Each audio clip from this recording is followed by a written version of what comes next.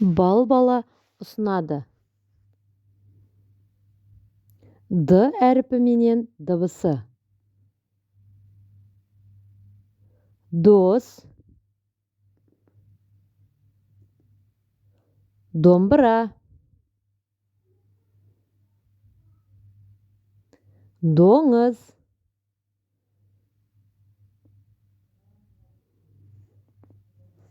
дәнді дақылдар, дамас,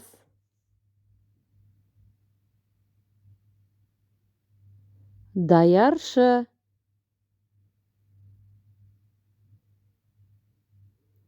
дәрігер,